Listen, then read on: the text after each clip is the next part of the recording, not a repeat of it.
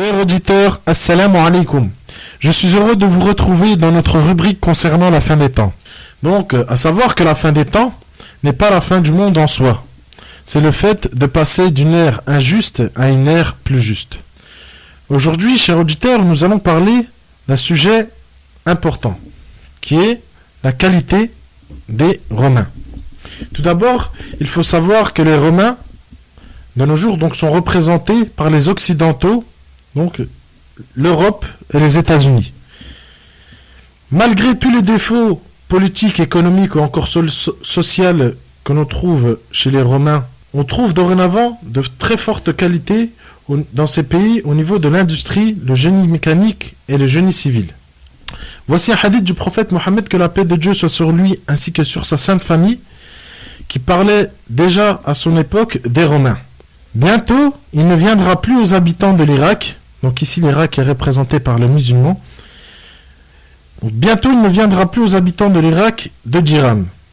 Les compagnons demandèrent: d'où cela viendra-t-il? Il dit: des Romains. Donc ce hadith nous explique que les Occidentaux prendront même une partie de l'économie dans certains pays musulmans. Cela est vrai car de nos jours, par exemple, on trouve beaucoup d'entreprises européennes dans les pays du Moyen-Orient. Prenons deux exemples flagrants dans quelques pays occidentaux. En France, on possède le plus grand et le meilleur réseau d'autoroutes en Europe. On devance même l'Allemagne et l'Angleterre.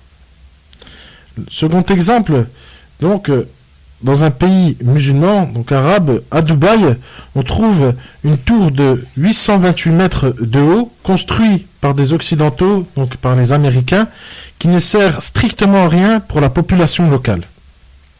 Tous ces exemples, en relation avec le hadith du prophète Mohammed, que la paix de Dieu soit sur lui ainsi que sur sa sainte famille, nous montrent certaines des réelles qualités des Romains, qui est bien sûr des signes de la fin des temps, car à l'époque, c'étaient les musulmans qui détenaient la science du génie mécanique ou industriel.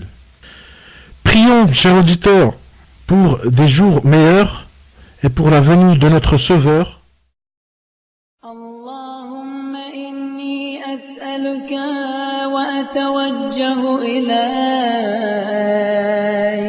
binabiyyika nabiyyir rahman محمد صلى الله عليه وآله